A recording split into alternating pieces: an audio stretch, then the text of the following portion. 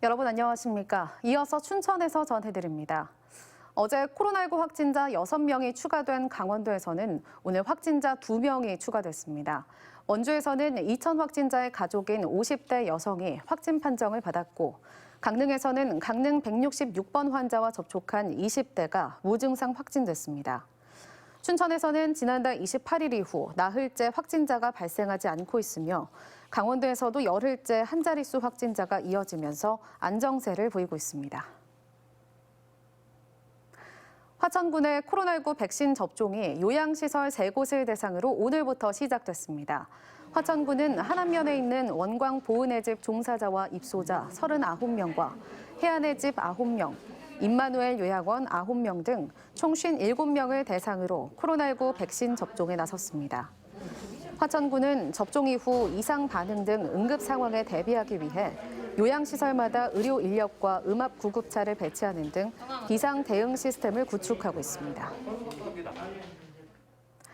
춘천시는 백신 보관용 초저온 냉동고와 냉장고를 지난 2일 코로나19 예방접종센터에 설치했다고 밝혔습니다. 초저온 냉동고에는 18만 7천 명분의 백신이, 냉장고 2대에는 18만 명분의 백신이 각각 보관됩니다. 춘천 봄내체육관에 설치 중인 예방접종센터는 2,900세제곱미터 규모로 예진구역과 접종구역, 이상반응 대기실 등으로 구분돼 있습니다. 춘천시는 오는 10일 시뮬레이션을 거쳐 오는 15일과 16일 예방접종센터를 임시 운영할 계획입니다. 농축수산물 등 생활 물가가 상승하면서 지난달 강원도 소비자 물가지수가 1% 올랐습니다. 강원지방통계지청이 발표한 2월 소비자 물가지수는 107.6으로 1년 전 106.54보다 1%가량 상승했습니다. 품목별로는 공업제품은 1.2% 하락한 반면 농축수산물은 1년 전에 비해 16% 급등하는 등 강세를 이어가고 있습니다. 대파가 151.3% 상승한 것을 비롯해 돼지고기는 18.9%, 사과가 38.8% 인상되는 등 신선식품 가격이 소비자 물가 인상을 주도하고 있습니다.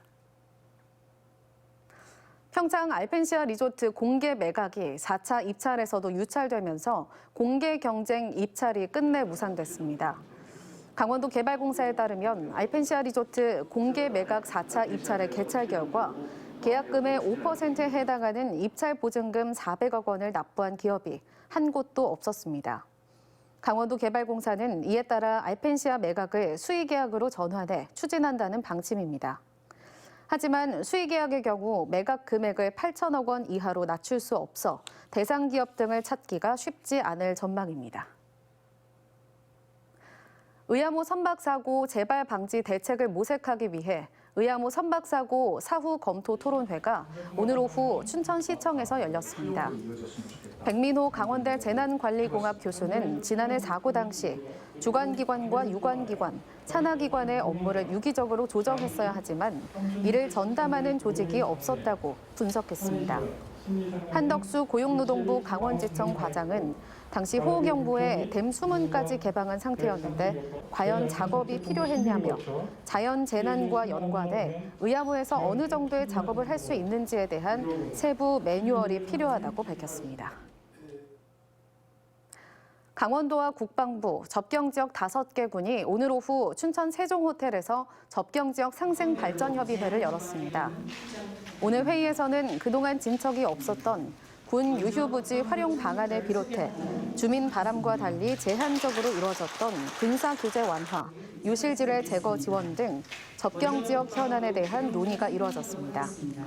접경지역은 국방개혁 2.0에 따른 부대 이전과 아프리카 돼지열병, 코로나19가 겹치면서 주민들의 어려움이 가중되고 있습니다. 국민의힘 강원도당이 오늘 도당에서 당협 사무국장단 회의를 열고 2022 정권 교체, 도정 교체를 목표로 제시했습니다. 한기호 도당위원장은 대선은 강원도에서 20만 표 차이로 이기고 무능한 강원도지사를 심판해 도정을 탈환하고 18곳 시장 군수 모두 승리해 희망 있는 강원도를 만들어가겠다고 말했습니다. 또 내년 대선의 전초전이라 불리는 다음 달 7일 서울 부산시장 보궐선거에서도 협력해 내년 정권 교체와 도정 교체를 이루어내겠다고 밝혔습니다. 이재수 춘천시장의 춘천형 혁신 건설 사업에 대해 강원평화경제연구소가 허구라고 비판했습니다. 강원평화경제연구소는 이 시장이 공공건축물 건립과 민자협력 사업 등 2023년까지 3조 8천억 원대의 계획을 발표했지만 이 시장의 임기는 내년 6월까지여서 현실성이 떨어진다고 지적했습니다.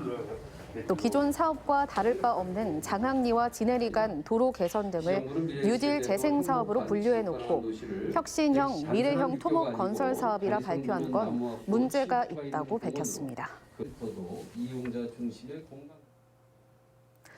춘천의 한 야산에서 극단적 선택을 시도한 40대 남성을 경찰이 가까스로 구조한 사실이 뒤늦게 알려졌습니다. 지금까지 춘천에서 전해드렸습니다.